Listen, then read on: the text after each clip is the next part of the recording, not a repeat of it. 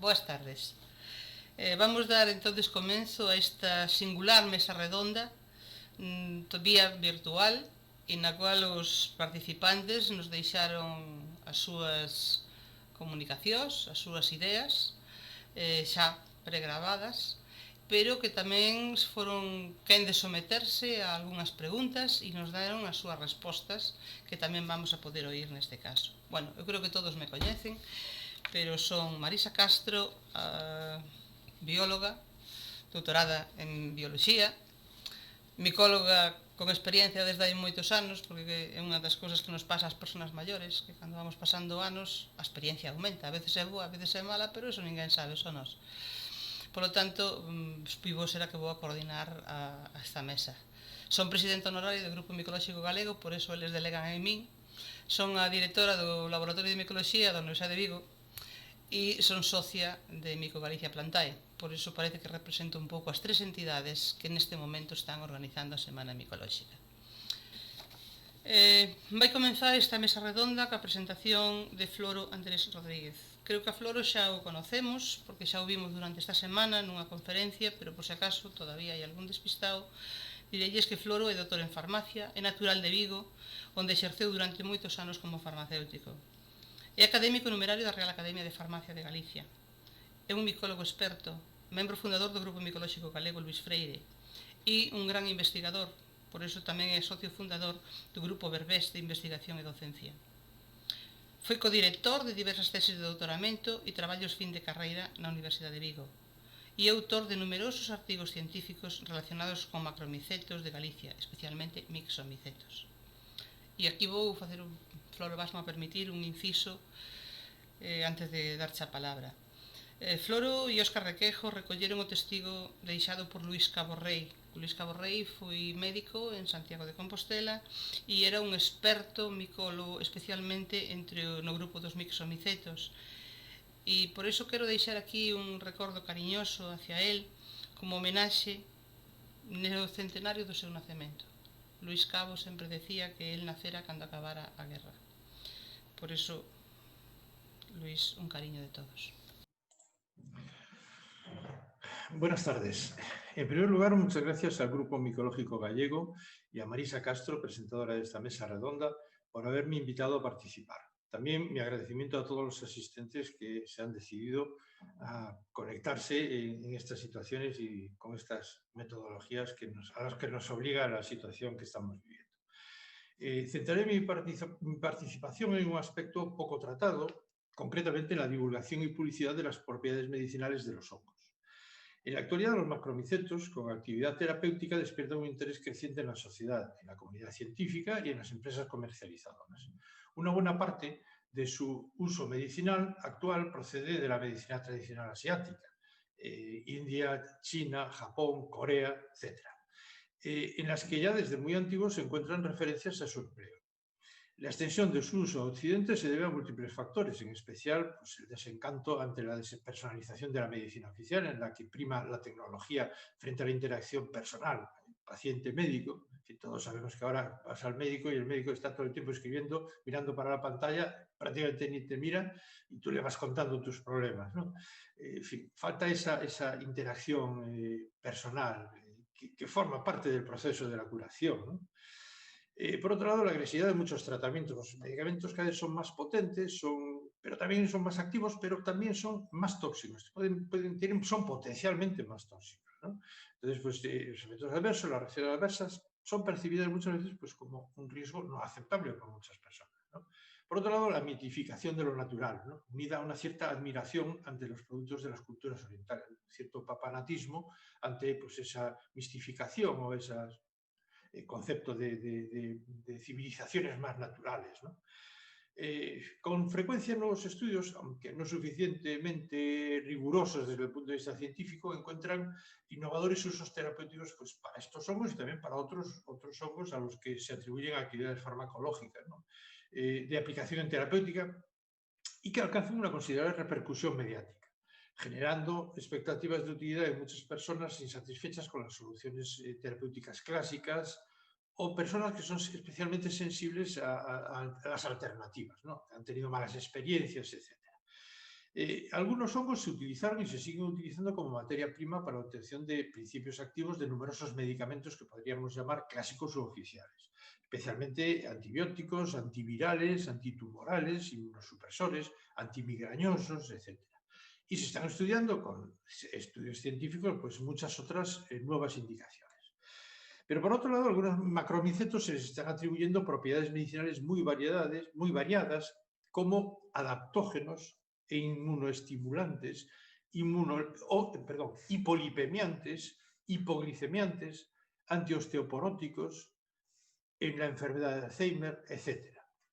Estas propiedades se están divulgando y publicitando en ocasiones sin suficiente base científica, sorteando a veces sinuosamente la legislación sanitaria. Las especies que alcanzan un mayor interés, que presentan un mayor interés, son Ganoderma lucidum, llamado Lengxi en China y Reishi en Japón, Grifola frondosa, Maitake, Lentinula edodes, Shiitake, Cordyceps sinensis, Trametes versicolor, Ericium erinaceus, etc. Hay algunos otros. Curiosamente, todas estas propiedades medicinales nuevas se atribuyen precisamente a los mismos hongos. El mismo hongo tiene prácticamente todas estas propiedades.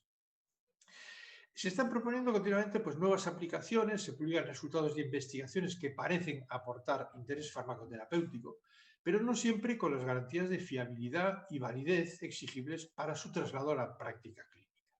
Algo que es reconocido pues, en revisiones y metaanálisis, ¿no? Por ejemplo, una reciente revisión de la biblioteca Cochrane. Esta es una biblioteca que reúne, es una base de datos terciaria que reúne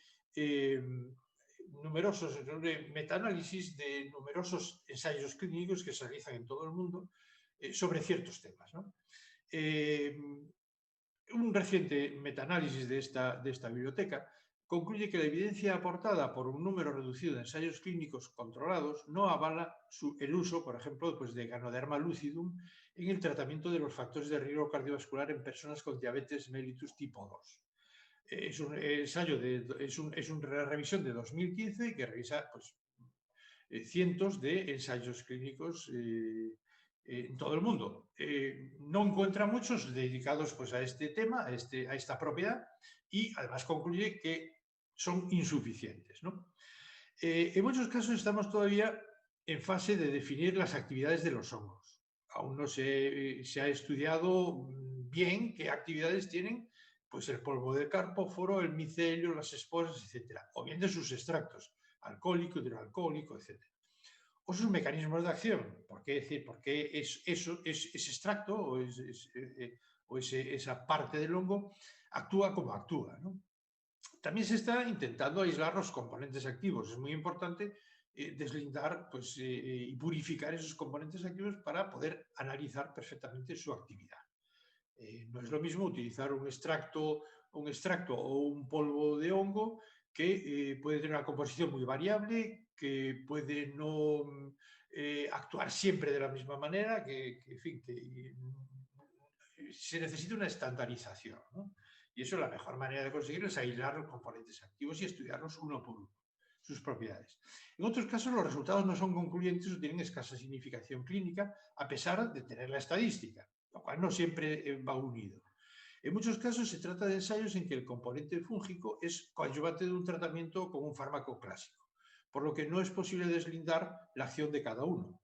No es posible saber qué parte de la acción, beneficio, se corresponde a la parte fúngica o a la parte del medicamento tradicional. A pesar de su baja calidad, en estos estudios se basan muchos de los argumentos que utilizan las industrias comercializadoras. Divulgan o publicitan innovadores usos terapéuticos para estos hongos, pero también para otros, y les atribuyen propiedades medicinales que en ocasiones los convierten en panacea universal, es decir, en algo que cura todo, lo cual pues, roza el carácter milagroso, y en ciencia los milagros pues, no existen. ¿Por qué no hay todavía medicamentos registrados como tales conteniendo estos hongos con estas propiedades tan fantásticas? El registro de un nuevo medicamento con unas indicaciones terapéuticas reconocidas exige un complejo procedimiento de autorización por las agencias europeas, españolas, internacionales, para evaluar su calidad, su eficacia y su seguridad, ¿no? Antes de poder autorizarlas. En España, la Agencia Española de Medicamentos y Productos Sanitarios; en Europa, pues la EMEA, la Agencia Europea de Medicamentos. Antes de autorizarlo y permitir su puesta en el mercado y su comercialización, pues debe pasar una serie de fases: la fase 1, la fase 2, la fase 3. El proceso lleva muchos años y puede ser muy caro. Estamos, bueno, familiarizados con motivo, pues, de las vacunas para el COVID y demás, pues de estas fases en las que se encuentran. La fase 3 es la de evaluación de la seguridad y la efectividad en muestras amplias, ¿no? Muestras muy amplias. Y sin esos estudios no es posible llegar a autorizarse un producto, un nuevo medicamento, ¿no? Todo ello, ya digo, es caro. Complejos trámites burocráticos, etc. En cambio, existe lo que se denominan complementos alimenticios, también llamados suplementos nutricionales o suplementos dietéticos, que contienen en su composición ingredientes alimenticios con la finalidad de complementar alguna carencia en la alimentación. Pues ya pueden ser vitaminas, minerales, productos vegetales, aminoácidos, enzimas o extractos glandulares. Son los que se admiten como complementos alimenticios. Los componentes pueden tener actividad biológica o fisiológica, pero el objetivo no es el mismo de los medicamentos. Es decir, los medicamentos están destinados a tratar, diagnosticar, prevenir o curar enfermedades. Por lo tanto, los complementos alimenticios no tienen esta finalidad y, por lo tanto, no pueden atribuirse propiedades terapéuticas. Está expresamente prohibido. Por ejemplo, existe lo que se le atribuye ahora a numerosos hongos, a numerosos y también productos vegetales, a plantas llamadas medicinales, lo que se denomina la capacidad adaptogénica, ¿no? Esto se define como un apoyo para el organismo frente al estrés oxidativo derivado del sobreesfuerzo deportivo, mental, de la vida diaria, etcétera, disminuyendo la fatiga, aumentando la resistencia al daño muscular y aumentando las defensas del organismo. Como se ve, son afirmaciones lo suficientemente vagas e inconcretas para poder sortear la legislación. No se puede decir, en realidad, que sean atribución de propiedades terapéuticas, pero está muy cerca. Terminaré diciendo que, a pesar de que los hongos tienen un gran potencial como alimentos promotores de la salud, evidentemente, como lo que se denomina alimentos funcionales, pueden también tener propiedades medicinales interesantes. Yo creo que, efectivamente, muchos hongos pueden tener propiedades terapéuticas que en algún momento llegarán a reconocerse. Hoy por hoy todavía son necesarios más estudios científicos de validez contrastada, siempre con diseño de ensayo clínico aleatorizado, lo que aporta la máxima evidencia. Son ensayos con grupo control, grupo intervención, aleatorizados, es decir, que los individuos que entran en uno u otro grupo se escogen al azar, y muestras amplias. Es fundamental eso, muestras amplias, ¿no? Para poder valorar efectivamente que hay una significación clínica de los resultados, ¿no? Estos son los que van a permitir poner de manifiesto de manera incontrovertida la realidad de las propiedades beneficiosas para la salud de las personas, ¿no? Por lo tanto, en fin, mi conclusión es que la divulgación de las propiedades medicinales de los hongos tiene que hacerse siguiendo las mismas reglas que las demás actividades de divulgación micológica: veracidad, prudencia y respeto a la ley. Y nada más, muchas gracias. Bueno, agora vou dar paso entonces a segundo ponente, a Julián Alonso. Julián Alonso é veterinario, doutor en Ciencias Biolóxicas, coa tese de doutoramento relativa á presencia de materiais pesados en cogumelos. Foi unha das primeiras persoas que na Península Ibérica traballou sobre este tema. A pesar da súa xuventude, ten moita experiencia impartindo cursos e conferencias por diversas comunidades españolas, tan relacionadas ca micoloxía, e desde aí, polo menos, que eu recorde, ao arredor de uns 30 anos. É autor de 3 libros e de numerosos artigos científicos en revistas nacionais e internacionais relacionadas tamén coa micoloxía. Participa como investigador e ou coordinador en proxectos de investigación da Universidade de Santiago de Compostela e do Centro Tecnolóxico Agroalimentario de Lugo, xa desde 1999. Foi profesor universitario e dirixiu tesis doctorais, proxectos fin de carreira, dicir que ten experiencia, moita experiencia en investigación. E é presidente da Sociedade Micolóxica Lucus desde 2001, donde fai unha excelentísima labor como divulgador e como investigador. Hola, bons días. Moitas grazas aos organizadores desta actividade por contar comigo. Eu chamo-me Julián Alonso, son membro da Sociedade Micolóxica Lucus, divulgador tamén en ámbitos de micoloxía desde xa fa moitos anos. E se me pregunta sobre que opino da situación de divulgación micolóxica actual, as problemáticas ou aspectos así a destacar así nunha primeira intervención. A verdade é que eu destacaría o mellor dous aspectos, non? Por un lado, nos que incidir así a bote pronto, que serían, por un lado, a problemática do tratamento que os medios periodísticos, televisións, fan de todo relacionado coa micoloxía. E por outro lado, despois, no que é a faceta dos propios divulgadores, pois tamén, digamos que a nosa responsabilidade e incluso a labor pedagóxica que podemos facer nesos ámbitos que ora comentarei. Do tema periodístico, a verdade é que é certo que todos sabemos que o tratamento que se fixo habitualmente da micoloxía é máis que da micoloxía de ámbitos relacionados aos fungos que non son exactamente micoloxía. Por parte de moitos medios, falo de modo xeral, por suposto hai excepcións moi honrosas e moitos medios e moitos periodistas que fan un traballo moi riguroso, pero refírome que en moitos casos o que se busca é un pouco a noticia espectáculo, o que é máis chamativo, non? Unha típica noticia de seta gigante, cogumelo xigante, que un tamaño enorme, casi sempre mal identificado, é dicir, e despois tamén a parte máis morbosa das intoxicacións, non? Hai un tratamento como dos fungos como algo menor, como algo que somente vale para estes titulares, que eu penso que é un dos problemas que os medios en xeral, tamén, xa non falemos de internet, as redes sociales, arrastran desde fai 10-15 anos, que chamemos ya que a titularitis, é dicir, o que importa o titular ten que ser algo corto, sintético, en cuanto intentas matizar algo parece que xa non vale, e isto en micoloxía de divulgación sabemos que non vale, é dicir, non podemos resumir ou buscar atallos para falar, por exemplo, da comestibilidade e toxicidade dos cogumelos, por poñer o tema máis habitualmente interesado por parte da xente.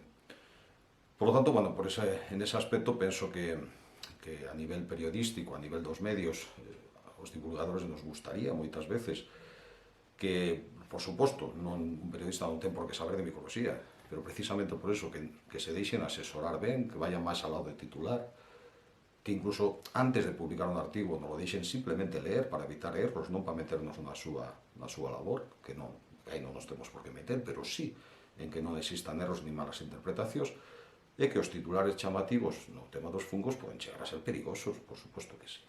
E despois, no ámbito dos propios divulgadores, eu penso que, en xeral, en Galicia en concreto,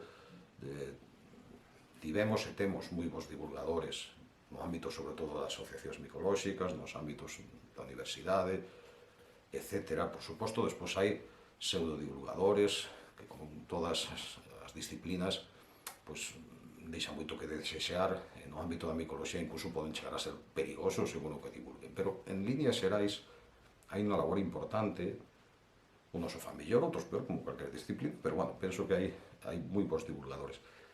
Sí que é certo que moitas veces, falando entre a xente que estamos un pouco no tema, hai como unha problemática asociada na cual eu penso que podemos facer algo de pedagogía. Como sabedes, moitísima xente máis que a micoloxía que lle interesa a micofaxia, o consumo de cogumelos. E moitas veces o problema, eu vaya por diante, que non teño nada en contra que a xente quera consumir cogumelos, incluso a cociña, a gastronomía dos cogumelos pode convertirse en algo de excelencia, como a microgastronomía, por suposto. Pero o problema é a obsesión. O problema é a obsesión por consumir cogumelos. O problema é a ansiedade, as presas, a búsqueda de atallos inmediatos, ao pensar que un cogumelo é algo que se está no monte para que o coma ou non o coma. En fin, este tema todos sabemos, coñecémolo moi ben. E aí eu penso que, a hai algúns divulgadores que pensan que non deberíamos nin de falar de comestibilidade. Eu penso que sí, porque senón a persoa que lle interese o vai buscar esa información de outra maneira, e posiblemente buscará estos atallos que non queremos. Por lo tanto, hai que tratar de dar esa información, que se entenda que é un mundo moi amplo, que nunca se coñece totalmente por moitos anos que leves, que o consumo hai que ter un criterio, que incluso con un criterio aceitado pode haber dúbidas, que en caso de dúbida non se vai consumir. Bueno, todo isto que hai que matizalo ben, pois é importante que o fagamos. Despois, acompañalo dun pouco de pedagogía no sentido de tratar que a xente vexa que, vale, os cogumelos algúns se comen, outros son tóxicos, outros en absoluto, pero que son moito máis que eso. Son moito máis que un obxeto de consumo ou non consumo. Que os fungos que os producen cumplen funcións fundamentais nos ecosistemas, que se pode disfrutar xa da micoloxía propiamente dita, estudando, observando os cogumelos, fotografándolos. É dicir, que hai moitos ámbitos moi fermosos na micoloxía e que máis aló do que simplemente consumilos ou non. E aí penso que sí podemos facer unha certa labor pedagóxica entre todos os que estamos neste ámbito da divulgación.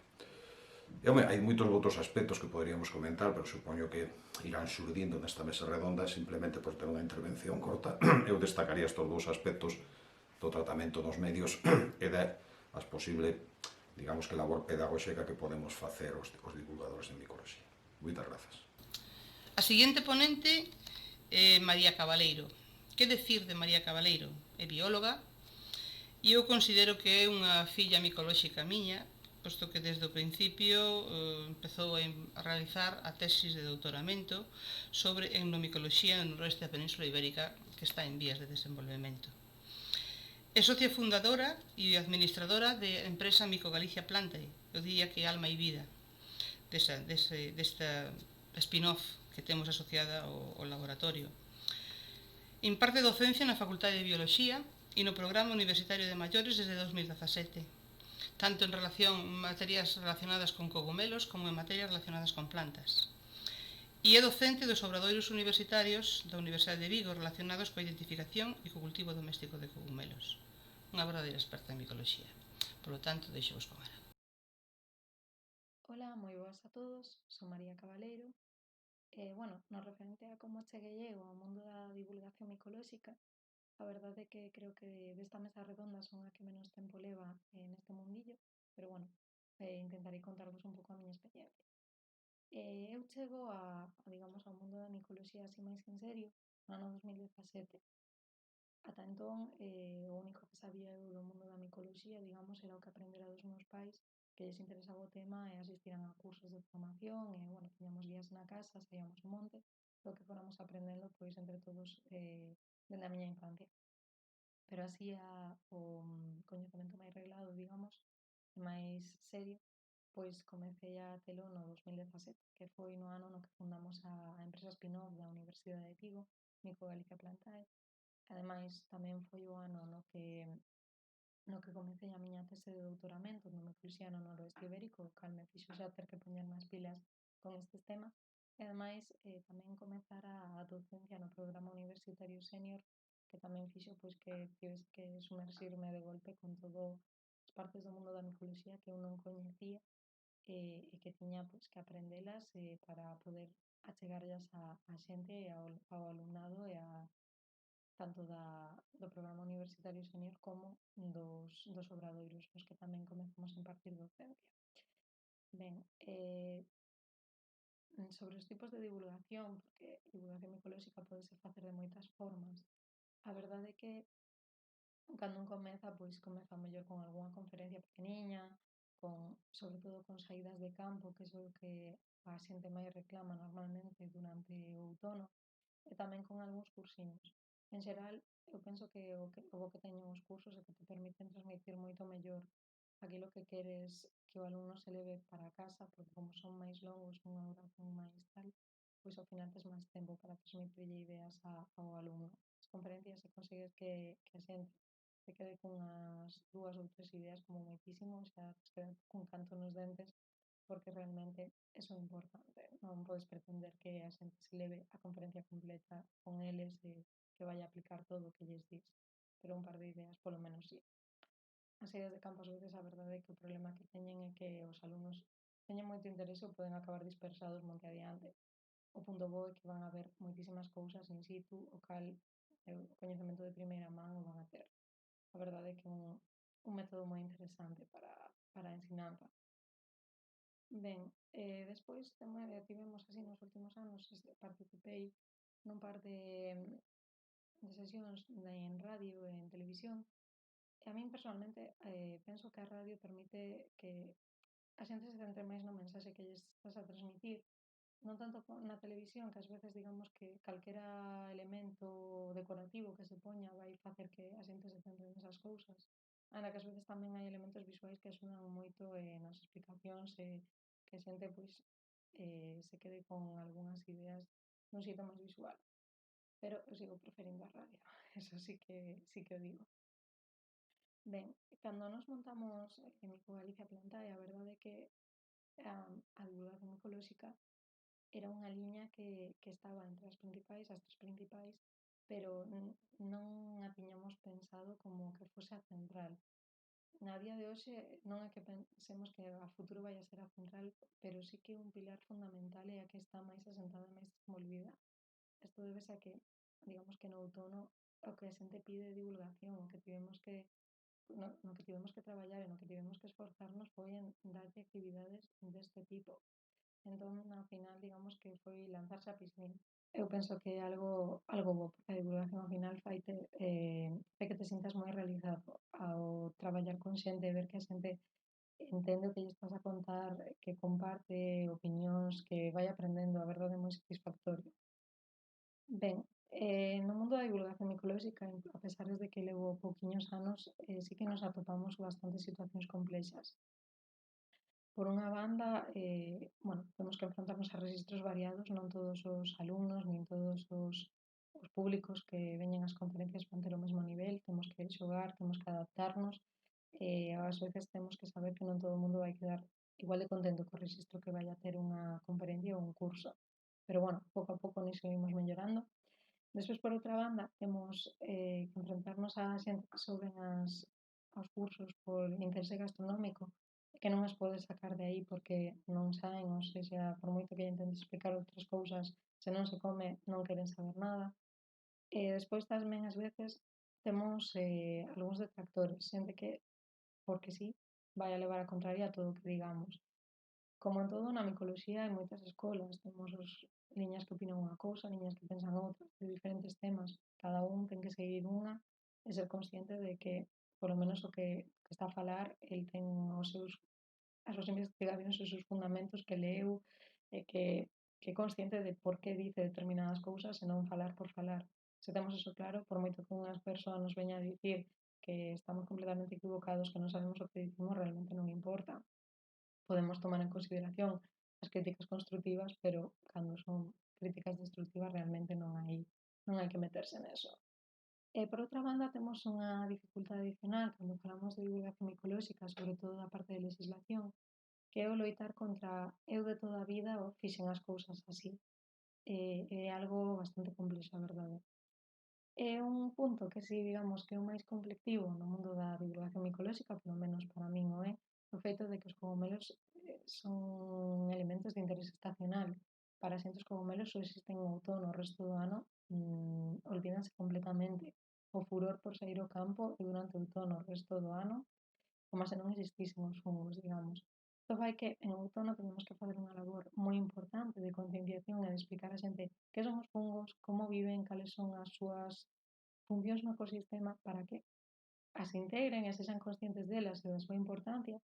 E o resto do ano, pois, se non se lembran tanto deles porque non ven tantos cogomelos, polo menos que non se olviden de que están aí e de que teñen un papel, porque non debemos ter certas actuacións ou outras para protexelos, digamos. A verdade é que isto é algo contra o que é complicado loitar. Nos, dende Microgalicia, o que intentamos foi un pouco tamén para que a xente non se esquecese dos fungos o resto do ano, focalizarnos tamén no tema do cultivo de cogomelos, que se pode facer en primavera ou en verán, por tema das temperaturas que lle veñen ben para o crecemento aos micelios, e que fai que, aínda que non se sean cursos de identificación, que a xente se lembre de que os fungos están aí sempre. E para rematar, pois un dos puntos co que nos encontramos así no que hai que propor, digamos, darlle pulo a un cambio de paradigma, un cambio de mentalidade, no feito de que cando nos unamos a empresa, cando acudíamos a calquera entidade a ofrecer os nosos servizos para ofrecer organizar unha exposición, unha conferencia, un curso, pois a xente que nos dicía é, vale, ti me ofreces isto por este prezo, pero que eu teño un curmán ou un coñecido que sabe de cogomelos que mo pode facer gratis ou pola metade de prezo ou por unha cea.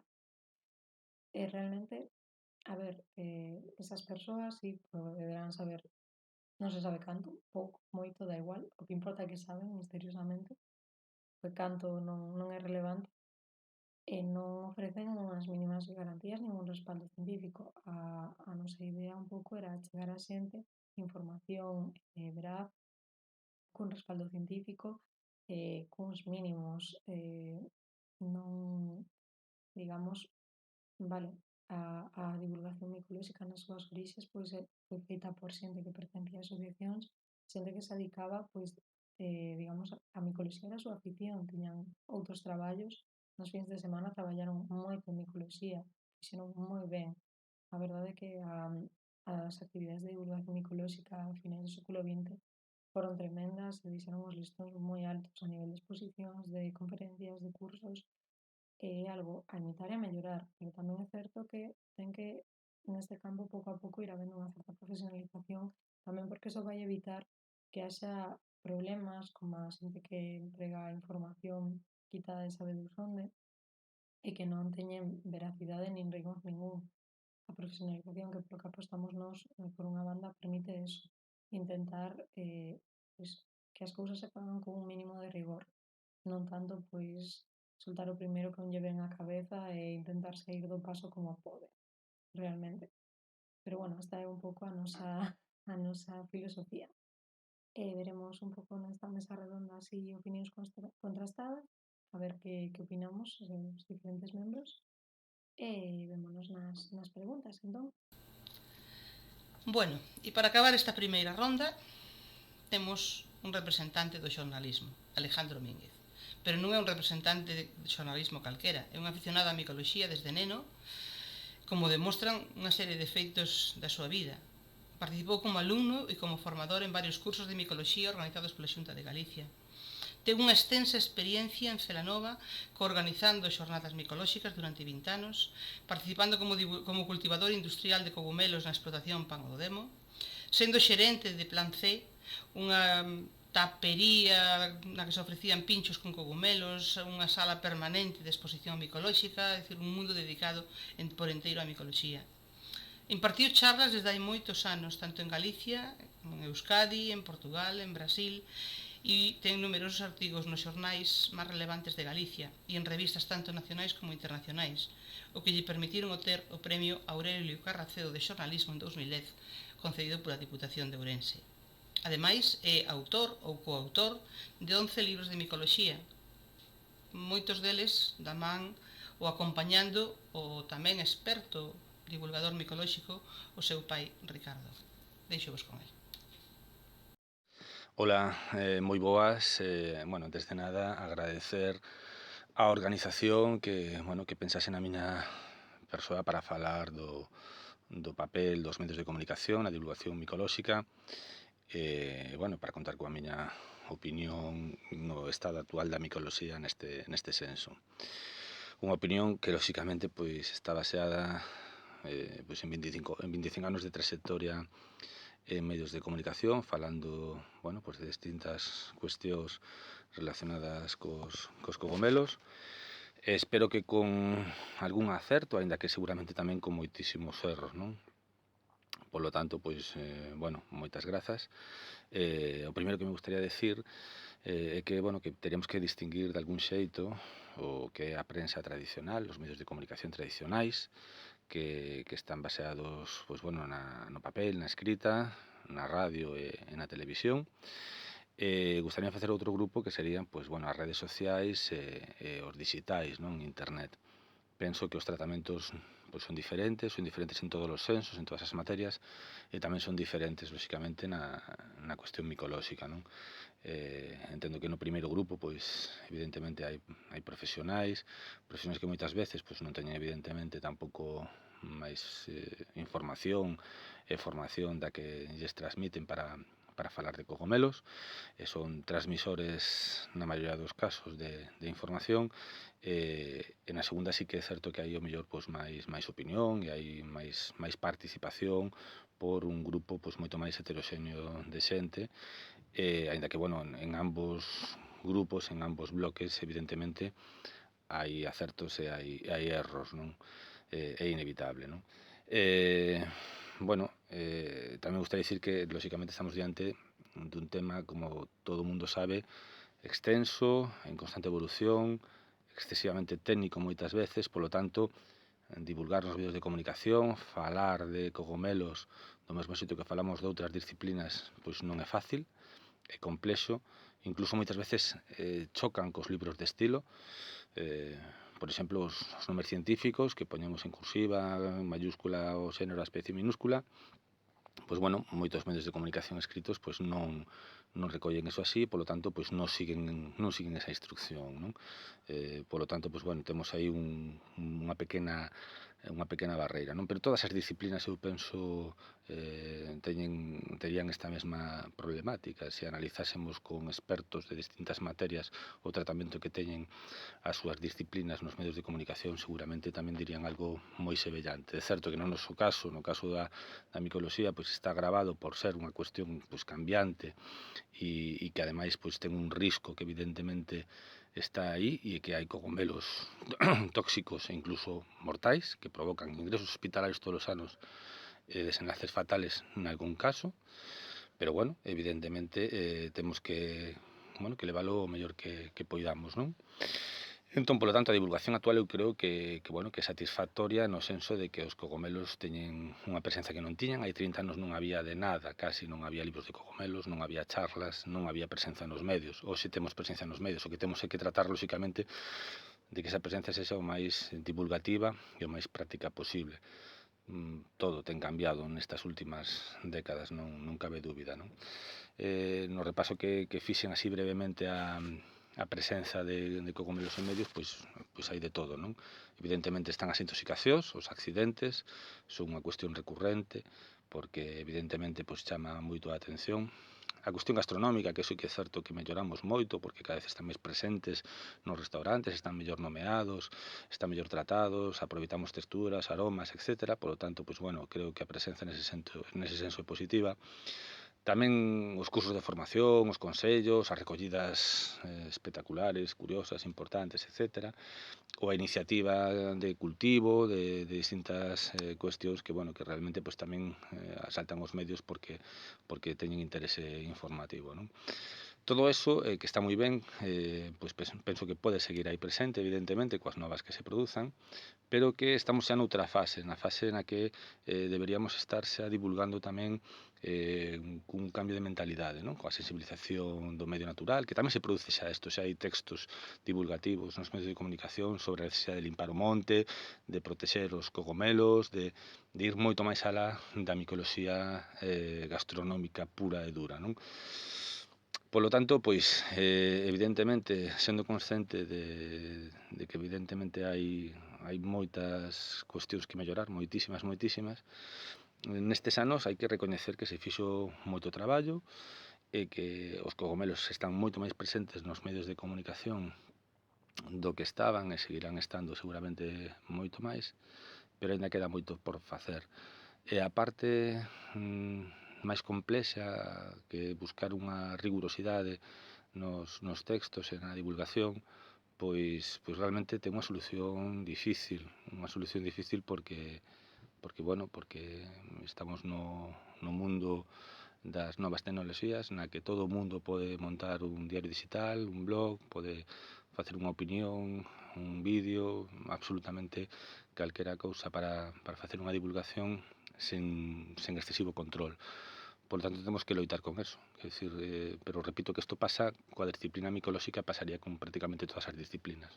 O noso agravante é que pode haber desenlaces fatais. Pero este problema co que se atopa neste momento o mundo dos cogomelos, podería ser extensible a un montón de disciplinas, porque todo o mundo pode, pois, dunha forma fácil, evidentemente, pois eso, abrir unha canle de comunicación, un medio de comunicación de algún xeito, escrito, por vídeo, en calquera momento, non? Polo tanto, pois, bueno, o meu resumo é ese, que penso que todo mudou para ben en xeral, hai máis cantidade e calidade de moitas cousas, aínda que temos unha pequena parte, hai unha parte coa que temos que, bueno, que convivir, loitar e tratar de mellorar, que non vai a ser fácil. Moitas grazas e unha aperta a todos. Bueno, vamos alá. Ahora que máis ou menos todos os ponentes expuxeron os seus puntos de vista, recolléronse algunhas preguntas entre persoas do ámbito da micoloxía, tanto desde o punto de vista científica como divulgativa, e vou a intentar trasladar estas preguntas. Nós, para non alargar isto de forma indefinida, fomos vendo que preguntas iban para cada persona. Entonces, simplemente, a ver, esta primeira vai dirixida a Julián. Que accións considera que farían falla tomar para conseguir que a xente aprecie a función ecolóxica dos fungos, do mesmo xeito que se aprecia a función ecolóxica de animais e plantas, máis aló do aspecto gastronómico? Julián, cando queres? Bueno, sobre as accións que podemos levar a cabo para conseguir que a xente valore a función ecolóxica dos fungos, eu penso que, como divulgadores, o que podemos facer é insistir nesa temática, introducilo unha parte, polo menos, nas actividades divulgativas que podemos facer, cursos diversos que fagamos, introducir sempre esos elementos. Nas actividades de campo tamén, máis algo da pregunta típica de se se come ou non, pois sería interesante pois, que tamén faláramos dese papel fundamental que xogan os fungos nos ecosistemas. E, polo tanto, pois, penso que é unha labor un pouco de insistencia de este tema, introducilo sempre que sea posible. A outros niveis, supongo que no ámbito xeral, pois, a nivel do que é educación, pois, por primaria e secundaria, estaría moi ben que tamén nos programas educativos, nas asignaturas como biología, se lle dera un peso maior o que é a micoloxía, introducindo todos estes elementos tan fundamentais que xogan os fungos nos ecosistemas e as funcións ecolóxicas que teñen, sin dúbida. Bueno, a segunda, espero que non che resulta agresiva, Alejandro, pero creo que vai dirixida a un xornalista, polo tanto, debería ser tú quen a respondera. Como é posible que un xornalista como Xosé María Palacios escriba unha reportaxe nun xornal de tanto prestixio como a Voz de Galicia no 15 de outubro de 2020 sobre como recoller cogomelos sen revisar nin citar a normativa vixente? Realmente parece un pouco extraño, pero bueno, Alejandro, a ver que nos dices. Bueno, o que teño que contestar aquí é que todos cometemos erros, non sei exactamente a que se refire exactamente do artigo con esta cuestión, pero os medios de comunicación en xeral, falo de todos, están bastante en precario, as redaccións están bastante limitadas e con moi pouca xente, e os métodos de traballo son comuns a todas.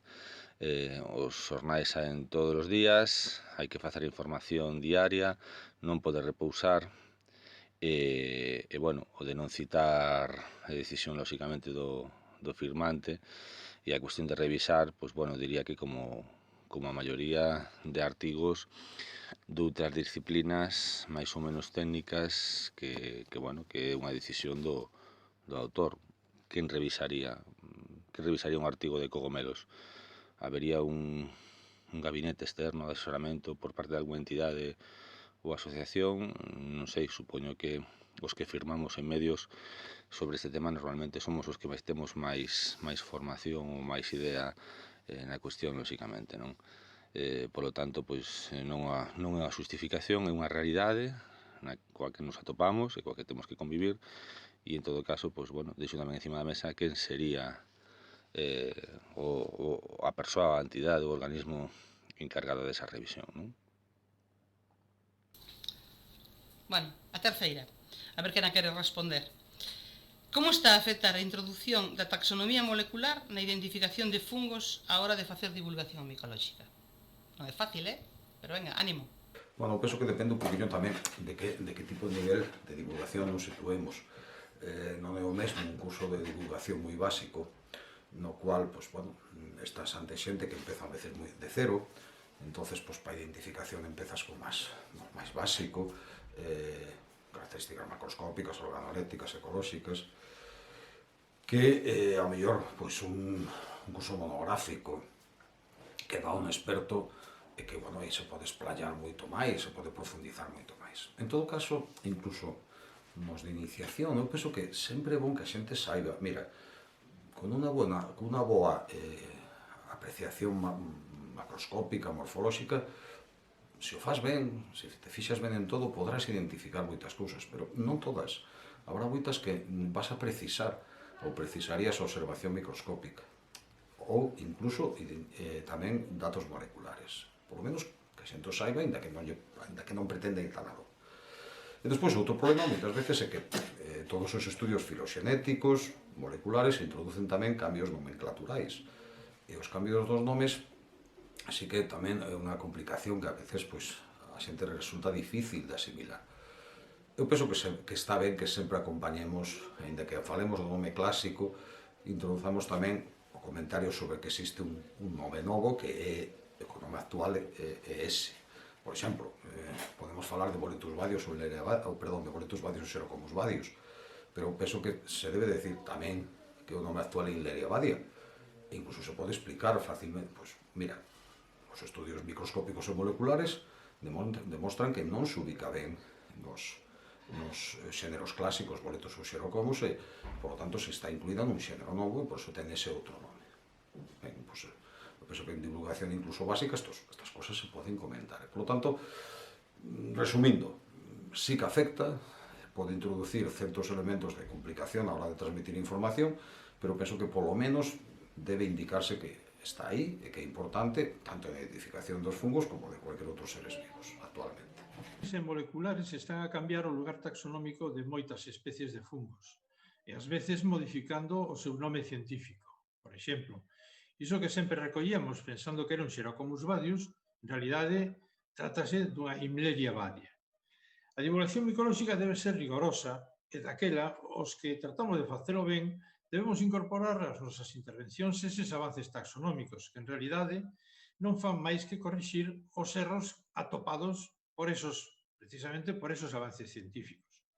Doutra banda, temos que transmitir aos afeccionados a importancia de coñecer os nomes científicos dos fungos, non só os nomes comuns ou populares, porque o científico é linguaxe universal. Os nomes científicos son comuns e en todos os países chamanse igual, pero os nomes populares non son. Para un bo coñecemento dos fungos é necesario o coñecemento do nome científico. Facer divulgación micolóxica, falo en primeira persoa, por suposto, da miña experiencia despois de toda a miña vida, pois é complexa, moi complexa. Eu todos os anos vou aos colexios e falo con nenos de incluso 3 anos e é moi difícil, evidentemente, para nenos e para maiores, sobre todo para neófitos, claro. Polo tanto, pois é unha dificultade máis. Os cambios complican moitísimo a divulgación micolóxica, pero, bueno, é unha realidade coa que hai que convivir. Bueno, vamos dar un pouco tamén de cancha a María, e Floro, se quere, pode botarlle unha mau. Como valora a relevancia da comestibilidade de cogumelos na divulgación micolóxica? E xa que normalmente as guías, libros, exposicións, etc. sempre se emprega como eixo conductor. A ver, nós pensamos sempre que a gastronomía pode ser o máis importante, pero logo eso realmente é o máis importante. Sí que é certo que parece que moitísima xente se achega a este mundo a través de un pouco o tema da gastronomía. Entón, o feito de empregala tanto que sexa o máis relevante cando un fai calquera tipo de actividade de divulgación, polo menos nós no laboratorio e en Micogalicia estamos intentando un pouco cambialo. Por que? Porque ás veces, cando a xente tes a unha persoa que só está interesada na gastronomía única e exclusivamente, é moi difícil falarlle de calquera outra cousa. Mais ben, por moito que lle fales, lle vai a dar completamente igual. Entón, se enfocas, pois, calquera actividade dende outro punto de vista, intentar ver un poquinho máis aló, e deixar o que é a gastronomía de lado, por exemplo, nas exposicións micolóxicas, intentar poñer etiquetas, que foi típico poñer etiquetas nas que se poña se era comestible, tóxica ou se non tiña valor gastronómico, pois abolir un pouco isto, poñer as especies co seu nome científico, co seu nome popular, o seu hábitat, o que queiras, pero non ordenalas dun xeito tan antropocéntrico como pode ser se as podemos comer ou non.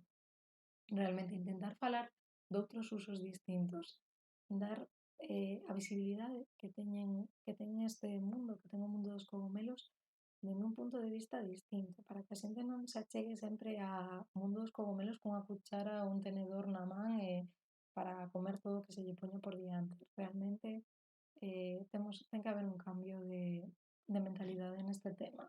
A ver, a comestibilidade é importante, a gastronomía pois é algo que nos chama, ademais non somos galegos e iso é algo que vai estar sempre, digamos, con nós.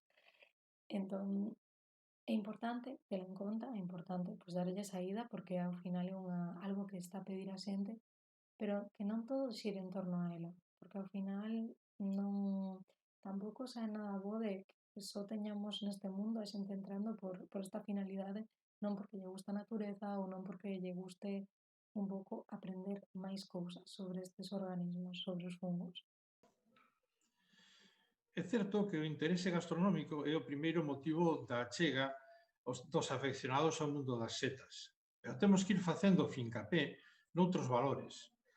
No Código Ético de Divulgación Micolóxica do Grupo Micolóxico Galego Luís Freire, propoñemos que nas informacións que acompañen as fichas dos exemplares frescos que se amosan nas exposicións non se faga referencia á súa comestibilidade ou á súa toxicidade, senón aos valores nutritivos, o hábitat, o papel no medio, a súa rareza, etc. Son outros valores que deben difundirse, deben divulgarse e que restaranlle importancia á comestibilidade, daranlle importancia ao que ten, en realidade, ao seu valor como elementos da natureza. Alejandro, que a túa experiencia, consideras que a afición micogastronómica ou micofáxica é un gancho para que os aficionados comprendan a natureza dos cogumelos ou é unha etiqueta que non lles permite ver máis aló do que o seu estómago dá de sí? Bueno, pois eu creo que sí lles permite ver máis aló, non? En moitos casos é verdade que entran polo gastronómico, preguntan se isto se pode comer ou non, evidentemente, pero acaban afeccionados á fotografía micolóxica, a identificación, o ecoloxismo, pasear, a literatura micolóxica. Eu creo que bueno, que é certo que hai unha porcentaxe, unha excepción, non nos imos a quedar coa excepción, senón coa regla xeral.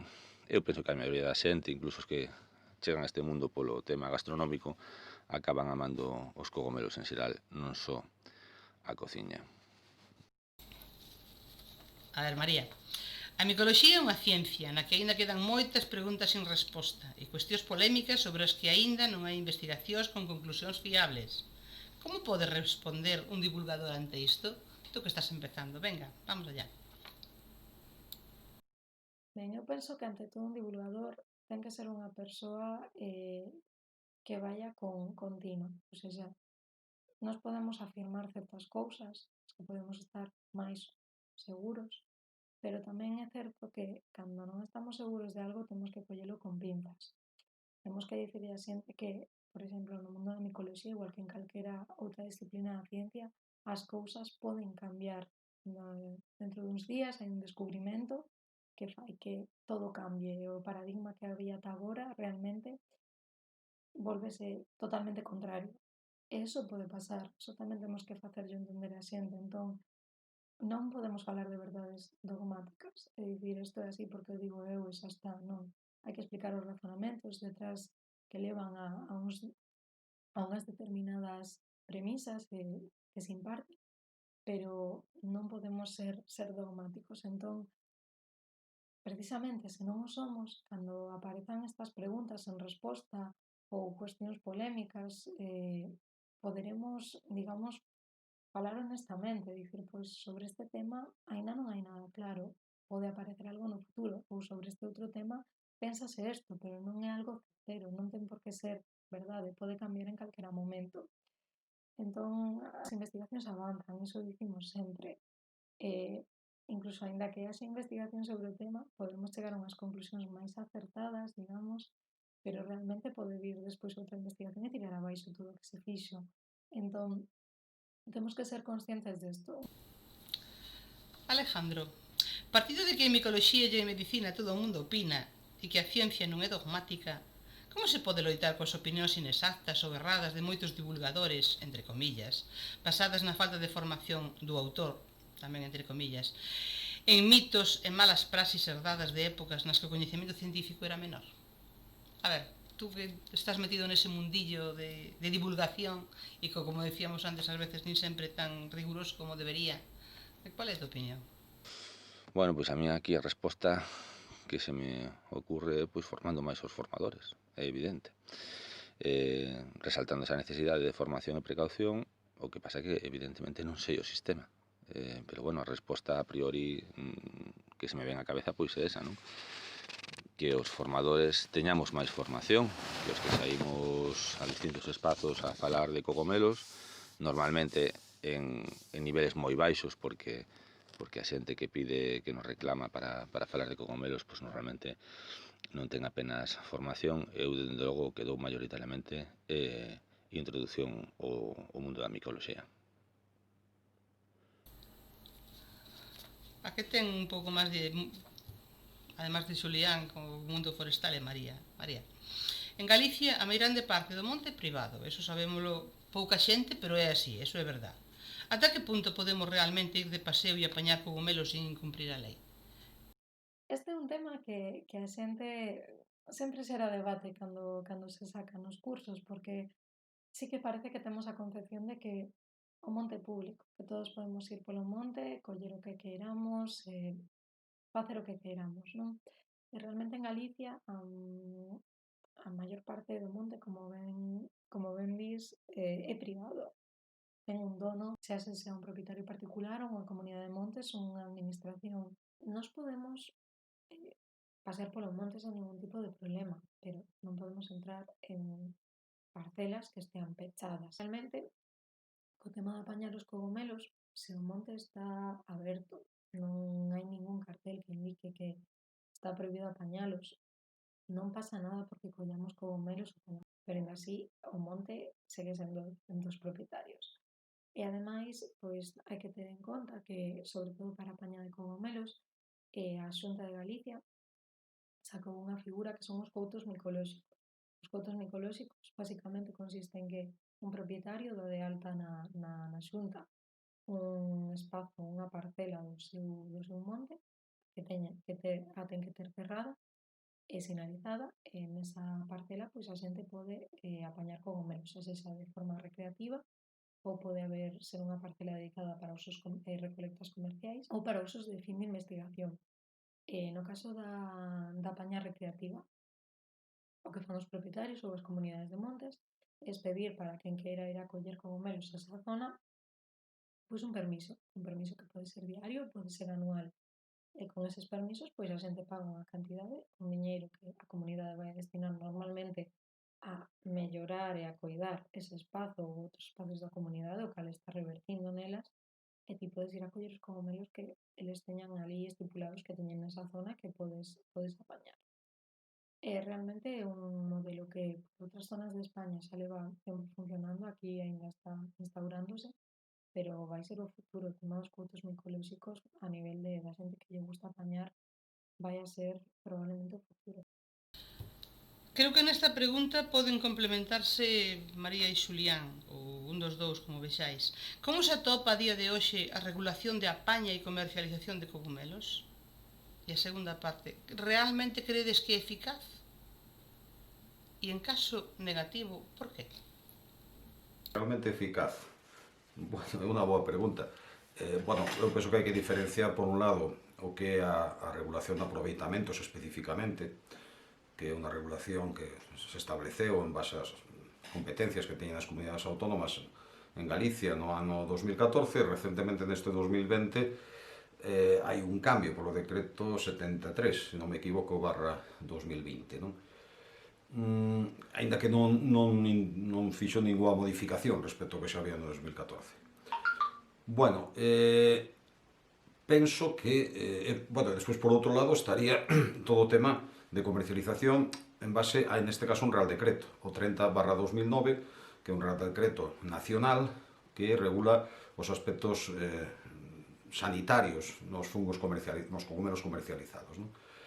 Do primeiro, penso que foi un paso importante no seu momento. Penso que, ademais, hubo un consenso xeral en que había a necesidade dunha norma. Evidentemente, como norma, unha norma millorable, como todas. Pero penso que polo menos sentou unhas bases xurídicas e deu unha certa seguridade xurídica que non había ata ese momento, que había que, de alguma maneira, buscala noutras normas máis xerais. E, polo tanto, foi, para min, un paso importante e que establece, pois, bueno, desde criterios de como se poden recoller, de aspectos de prohibición, aos dereitos dos propietarios dos terreos, os tipos de aproveitamentos que se poden facer, é dicir, toca aspectos moi diversos, e o que sí que se podría é millorar, se podría facer ou desenvolver algúns puntos que se quedan, ao mellor, un pouco ambiguos ou un pouco desenvoltos, se podrían modificar e introducir algúns novos, por suposto. Pero despois, a súa eficacia non solamente depende do propio articulado da norma, despois depende de que se leve a cabo dun xeito eficaz por parte das administracións, e aí, pois, bueno, posiblemente habría que preguntarlle máis a propietarios de montes, a recolectores ou incluso a xentes forestais sobre a aplicación real da norma. Pero, bueno, eu, en principio, considero que existe unha norma en Galicia importante e que, bueno, sí que ao mellor hai que loitar por todos os colectivos implicados para tratar de facela o mellor posible, millorándoa e, pois, bueno, no momento que sexa posible e a través das alegacións que sean necesarias, pois, intentar introducir aqueles aspectos que podan mellorar. Na parte de comercialización, pois, no seu momento o Real Decreto Nacional, o 30/2009, foi un cambio moi importante, porque había unhas deficiencias tremendas no ámbito da comercialización e dos aspectos sanitarios dos cogumelos. E, polo tanto, pois penso que ese Real Decreto establece, pois, unha serie de aspectos que teñen que cumplir as empresas que tanto están ao que a recolección, a transformación ou a comercialización de cogumelos, que tipo de requisitos se lle exixen, introduce algúns aspectos tan importantes como a necesidade de formación micolóxica para o persoal que traballa nelas, introduce unhas listas de especies comercializables e outras que non o son, unha lista de especies prohibidas, etcétera, etcétera. A verdade é que é unha norma moi importante e que volvemos un poquinho de antes. É dicir, realmente é eficaz? Pois, penso que en moitos aspectos sí, e penso que despois en outros depende un pouco de, digamos, que as administracións velen polo que se cumpla dun xeito eficaz e efectivo.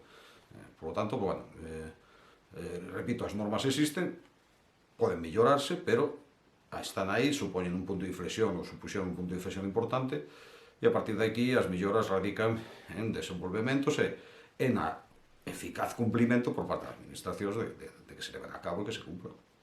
Sobre se esta legislación realmente é eficaz, todo é relativo. Personalmente, eu creo que esta legislación é moi útil e se fixo, pois, tendo en conta o que estaba a pasar en zonas como o País Vasco e Cataluña, digamos que non había ningún control e que estaba ao final a afectar un pouco a microbiota, non? A aparecer cada vez menos cogomelos, estar en peores condicións. Nese aspecto está moi ben que exista unha legislación, ten que habela. Pero sí que é certo que hai algúns puntos que preciso matizar, ou polo menos do meu punto de vista. O tema das cantidades, por exemplo, non é o mesmo apañar 2 kilos de boletos que 2 kilos de cantarelos. Entón, neste punto, no tema das especies, habería igual que facer algún tipo de puntualización. Despois tamén é certo que se di que os cogomelos os tens que levar enteiros para casa. Sí, para o feito de non leválos cortados, pero a lei di que teñen que ir con todas as súas partes. E cousas, por exemplo, que a xente nos está sempre a dicir, pero que eu collo un boletus edulis E claro, eu quero deixar o himenio no campo para que sigas dispersando esporas. Está mellor ali que na miña basura. Totalmente de acordo. Que pasa? Que a legislación estas cousas tería que ir pouquiño a pouco matizándoas. A legislación é útil, pero obviamente non vai ser perfecta. Co paso do tempo, pois habería que ir perfeccionando para, sobre todo para tamén enfrontarnos a problemas que vayan xurdindo no futuro. Floro, tú que eres o veterano, a ver. Dices agora moito que cada vez hai menos cogumelos no monte. Tú crees que isto é verdad? E é posible que a apaña masiva este afectando a conservación das especies? Non sei se isto é certo, pero a miña percepción é que sí.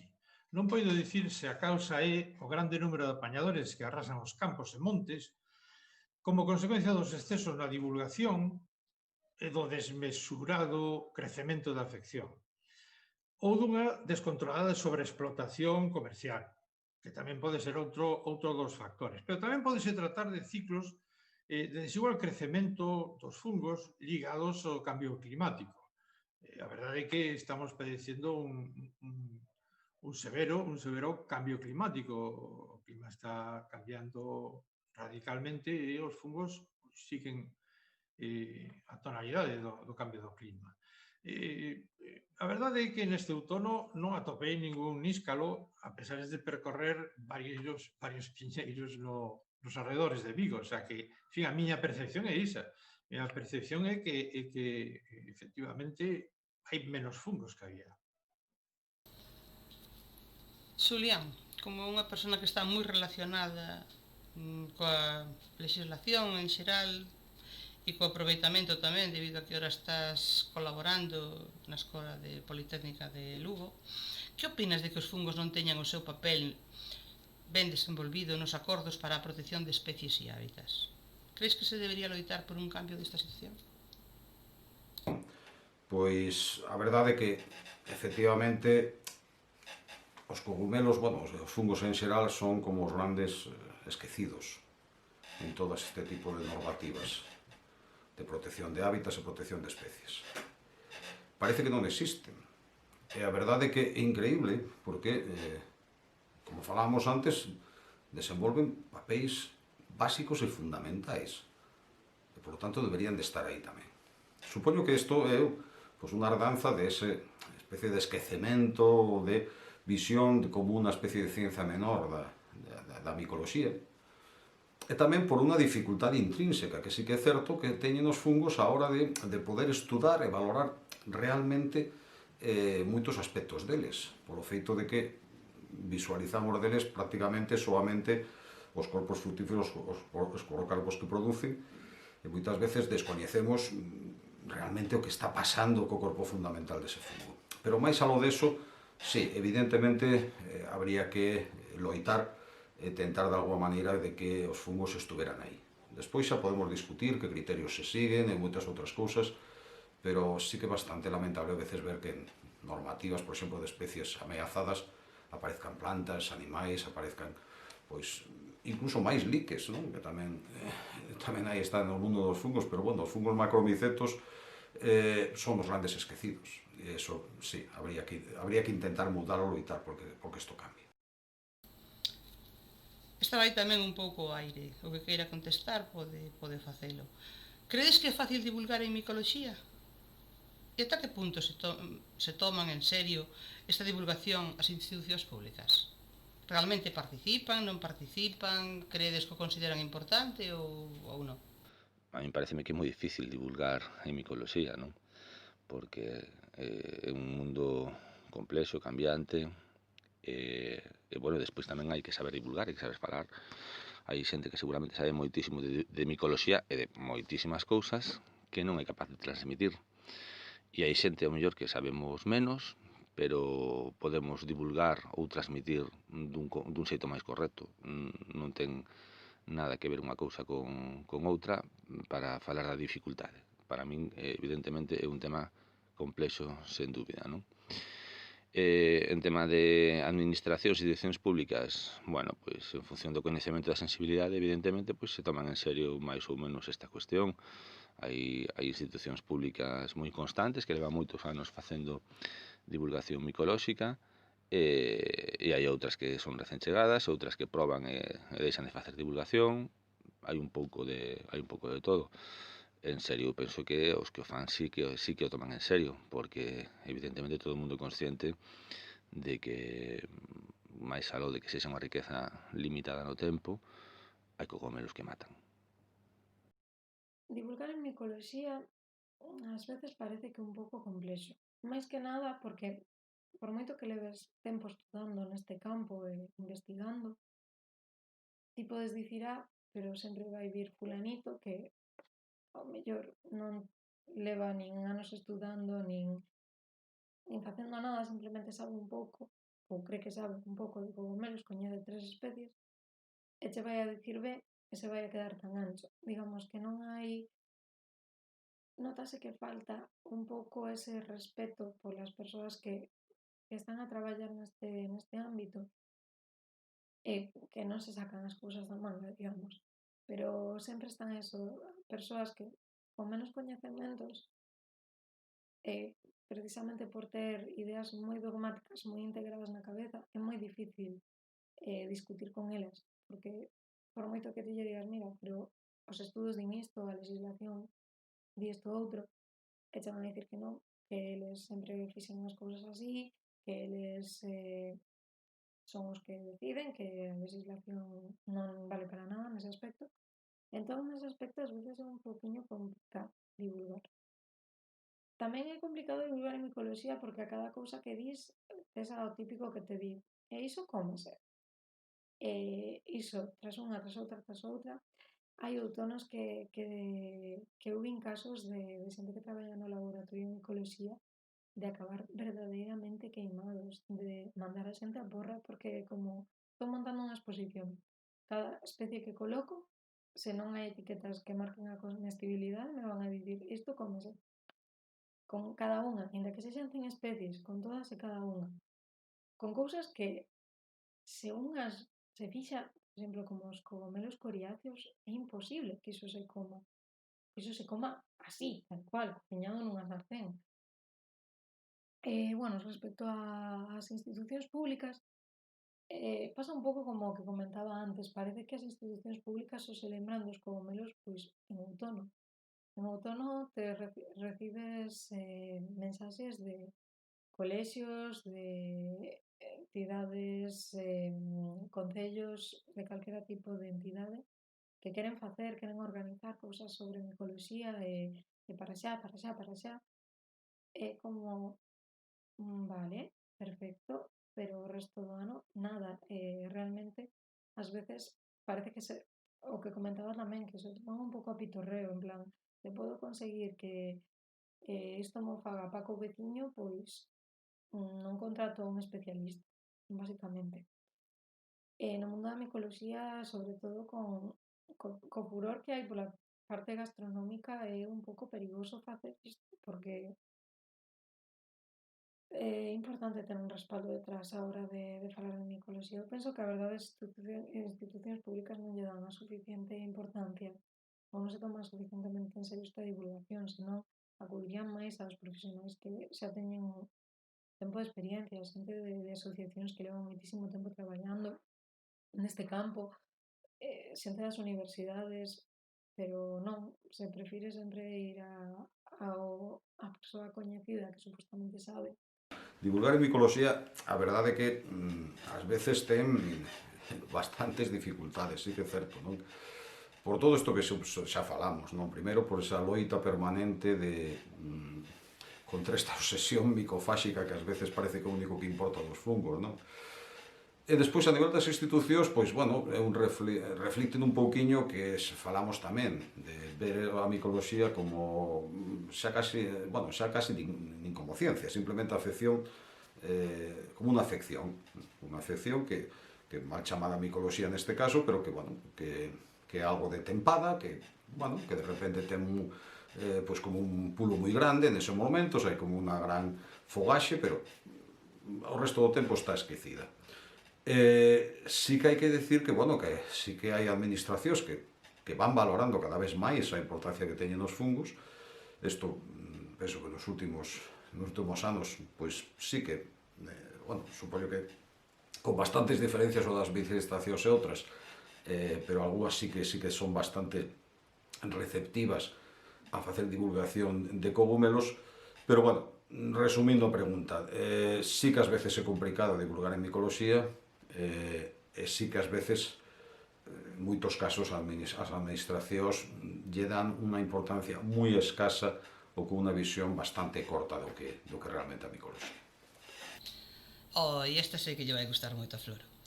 Hoxe en día estáse a facer moita forza mediática e publicitaria sobre a micoterapia e o uso de cogumelos como complementos para axudar con determinadas doenzas.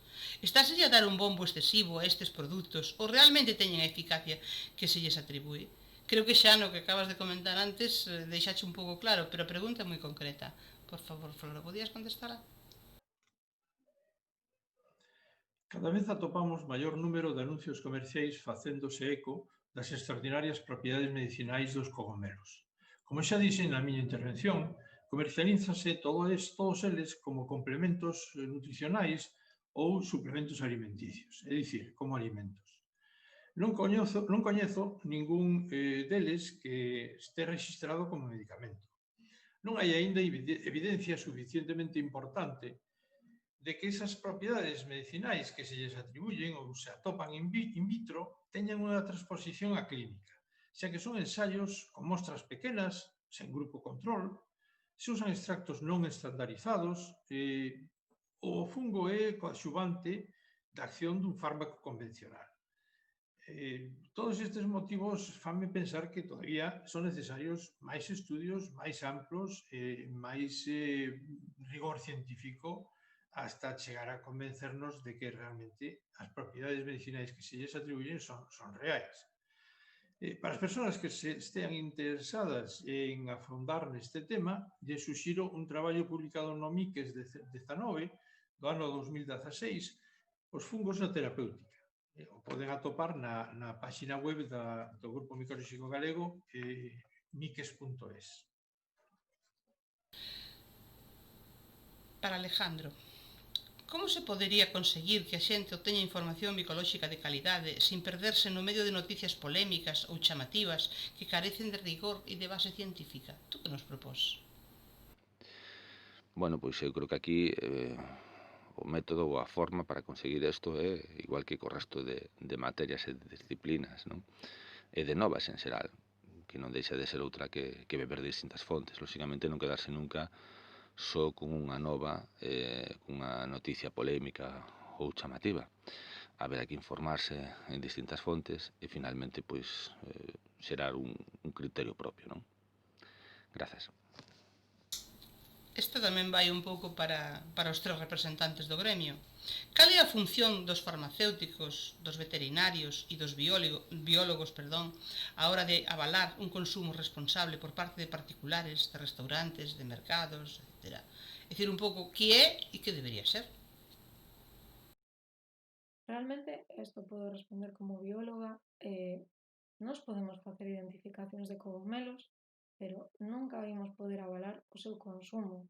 É dicir, a nós teñen vido persoas ao laboratorio con bolsas ou con caixas de cogomelos de boletos ou de macrolepiotas para que lles digamos se comen ou non se comen. E realmente, por moito que nos podemos dicir, sí, esta especie é realmente comestible, e que ao final tes que morderte a lengua porque ti dis, vale, esta que me estás a ensinar, sí, é Macrolepta procera ou é Boletus edulis, pero me imagino que o que ti me trouxeches é unha pequena parte do que podes ter ao mellor no maleterio do coche, porque a xente vai moito tolo, isto nos últimos anos está a saber. E eu non sei se nesas outras cousas que tes no coche é todo como que me trouxeches, hai outras cousas. Pasounos un caso dunha rapaza que nos trouxo unha bolsa con 4 Macrolepiota procera e lle dixemos, sí, Macrolepiota procera é desto de ver no fondo da bolsa de papel unha lepiota pequena, é dicir, por que está isto aquí? Non, é que era pequeniña, era o bebé o collín. E como, isto non se parece en nada ao outro, nin de broma. Entón, ao final, o biólogo acaba con medo. O biólogo que traballa no laboratorio de micoloxía acaba con medo, porque en calquera momento, calquera destas persoas que viu te preguntou que especie é esta? E ti dixeches, pois, en principio, esta especie é comestible, a priori, vale. Non é que se queden coa parte didáctica e digan, vale, pois xa aprendín algo desta especie e se vou ao campo no futuro, pois xa sei as características para collela e podo levarme para casa. Non. Pois, vale, agora que me identificaches esta, sei que o resto que collín con ela, pois tamén son o mesmo. E vou á miña casa, as cociño e as como. Realmente é tremendo. Como biólogos, isto nos mete medo, porque realmente, ao final, o que nos pode caer o pelo é a nós. Ninguén nos vai a dicir, non, como biólogo que traballa no laboratorio de micoloxía, como biólogo está capacitado para identificar estas especies. No noso caso non é así. Nos podemos ser moi bons identificando, pero non podemos dar ese respaldo nin a ninguén que nos quera vir a preguntar por se determinadas especies son comestibles ou non. De momento. No futuro, quen sabe se ao final se ampliará un pouco isto. No momento, para nada. Supoño que hai que pregunta fai relación ao que son funcionarios, é dicir, que traballen para a administración, sobre todo a administración na rama sanitaria de inspección. Na parte de veterinarios que coñezo, pois, algún compañero que está como inspector sanitario, pois o que eles fan fundamentalmente é comprobar no que o ámbito de empresas, no ámbito de establecimentos, o cumplimento da legislación de aplicación, que no caso dos fungos en particular pois está en gran medida, que despois hai unha legislación máis transversal, pero específica sobre todo a que marca o Real Decreto 30/2009. E aí pois eles comproban pois que hai un cumplimento dos aspectos que indica, algúns de tipo administrativo, a nivel de factura, recopilación de datos dos suministradores, etc. E en outros casos tamén, pois, bueno, de valorar se efectivamente se cumplen con algúns requisitos, como na caso de algunhas empresas, o tema da formación en materia micolóxica, que aquí xa entra un pouquiño na, digamos que, valoración que o profesional faga. Realmente, aquí hai, digamos que, unha capacidade, se cumple con isto que nos indica o Real Decreto de que se debe de ter pois, unha formación axeitada. Bueno, xa depende un poquinho da valoración que faga cada inspector. E despois, no ámbito particular, pois en principio que o coñeza, non hai ningún tipo de elemento de avaliación oficial, máis algo do que poden ser recomendacións que se podan facer. En principio, iso o que eu penso que ahora mesmo se pode comentar sobre esta pregunta. Todos os profesionais con formación en micoloxía e en nutrición coido que poden e deben aconsellar a sociedade en xeral sobre o consumo responsable de cogomelos, respeitando a legislación, cumprindo as normas de comercialización, rexeitando as especies protegidas ou en risco, informando das mellores formas de elaboración para manter as súas propiedades nutricionais, etc. É labor de todos coidar un recurso que non é inagotable. E esta vai en relación co anterior, é dicir, se como persona da rúa colle un cogumelo, a quen podo consultar de forma oficial para saber de que se trata e a súa comestibilidade? Desde logo ten que ser alguén que asuma responsabilidades sobre o tema, non sei a quen lle corresponde. Eu desde logo no laboratorio non me atrevo a decir se é comestible ou non. Normalmente digo que é, pero despois a responsabilidade de cada un. Que opináis vos? Pois eu penso que de forma oficial a ninguén. É dicir, a diferencia de países ao mellor como Italia, no que sí existe a figura da inspección micolóxica, e que existen incluso pois a posibilidade de revisar cogumelos en certos espazos por parte dun micólogo profesional, que ali de alguma maneira existe esa figura, tanto no ámbito privado, a través dun título de micólogo, como no ámbito da función pública. Aquí non hai ese servizo. É algo que a nivel da asociación, eu penso que lle pasa a todos os compañeros das asociacións, nos pasa moito. Xente que chama e dice, mira, teño dos cogumelos e quería pasar polo voso local, a que hora prestades o servizo? A xente a veces pensa que nós somos funcionarios. Cando lle explicas, mira, nos isto facémolo de motu propio, nos facémolo sacando tempo da nosa familia, do noso traballo, pois a veces quedan sorprendidos. Non hai un servicio oficial de identificación de cogumelos. Non o hai. posiblemente este tema habría que abordarlo en algún momento, mirar a mellor os modelos de países como Italia, se sería aquí transponible, non cabe dúbida. Porque sí que é certo que, bueno, é unha reclamación, e aparte é un aspecto importante que estamos asumindo, digamos que dun xeito voluntario en moitos casos, as asociacións micolóxicas, pero que nos somete a unhas responsabilidades a veces complicadas. Porque despois todo o tema de identificación, sempre tes que insistir a xente, mira, nos podemos identificar isto que temos diante, no que ti vais a identificar como o mesmo posteriormente non nos podemos facer cargo. E non temos ningún tipo de soporte legal para facer isto. Facémolo un pouco porque facemos unha función, penso que social importante todas as asociacións, pero sí que a nivel oficial non existe esa posibilidade, como fai a pregunta, de preguntar sobre a comestibilidade de cogumelos, sí, efectivamente non hai. Non sei quen ou que organismo ou institución estará capacitado para certificar de xeito oficial a comestibilidade dun cogomelo. O que está claro é que nin as asociacións micolóxicas nin os particulares, aínda que sexan expertos micólogos, o poden facer. As consultas que lles fagan serán simples orientacións. Sei que as empresas comercializadoras certifican a identificación das setas que venden, ao ter profesionais capacitados para elo, e asumen as correspondentes responsabilidades. Trátase de industrias reguladas pola legislación alimentaria e terán que cumplir con ela, xa que os restaurantes onde as van a preparar e ofrecer non se arriscarán a incluir nos seus menús setas dubidosas non certificadas.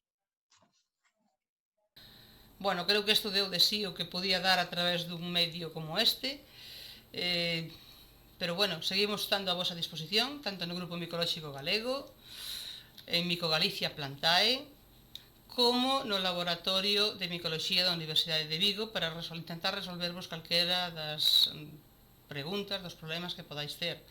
Por outra parte, en Vigo existe tamén unha asociación micolóxica, a Asociación Micolóxica Zarrota, que é realmente unha das máis veteranas de Galicia, se non é a máis, que tamén podeis acudir a ela. E en calquera outra parte de Galicia ou de España ou de Portugal, pois o mellor é sempre acudir a asociacións micolóxicas ou a centros de investigación onde nos poden resolver con veracidade realmente as cousas. Non fiarse dos amigos que dicen que saben moito e que despois non sempre nos deixan en bon lugar.